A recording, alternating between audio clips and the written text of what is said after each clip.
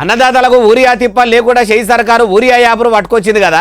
అయితే ఇన్ని దినాలు 5 జిల్లాలనే పైలట్ ప్రాజెక్టుగా యాప్ తెచ్చి బుకింగ్ చేసిరట. ఇప్పుడు ఎగురంతోనే రాష్ట్రమంతటా రైతులకు అందుబాటులోకి తేవాలని చూస్తురట. మరి ఎప్పుడు తెస్తుండ్రే బాలన్న అంటారా చెప్తాఫారి. రాష్ట్రంలో చేయి సర్కారు ఏలుబడిలోకి వచ్చిన కాడ నుంచి ఇప్పటి వరకు కూడా రైతులు ఊరియా కోసం రామగోసలు పడుతుర్రు. ఊరియా దుకాణాల కాడ లైన్లు కట్టి కాళ్ళు రిల్లలు పట్టేటట్టు నిలబడ్డా కూడా యాళ్లకు ఊరియా బస్తాలు అయితే దొరకక ఆగమాగం చందన అవుతుర్రు. అయితే ఊరియా తిప్పలు వాపాలని చేయి సర్కారు ఎగురంతోని యూరియా యాప్ తీసుకొస్తున్నామని చెప్పింది కదా.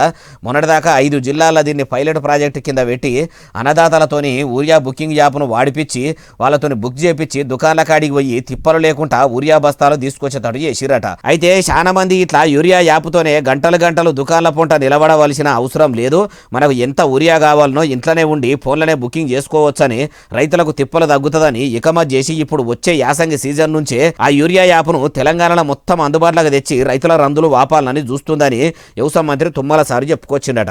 అయ్యా వ్యవసాయ మంత్రి తుమ్మల నాగేశ్వరరావు సారు దొంగలు పడ్డాక 6 నెలలకు కుక్కలు మురిగినట్టు ఒదికు రైతులు ఊరియా కోసం తిప్పలు పడుతుంటే ఈ తేప మల్లా తేప అనుకుంటా చెప్పుడే ఉన్నది.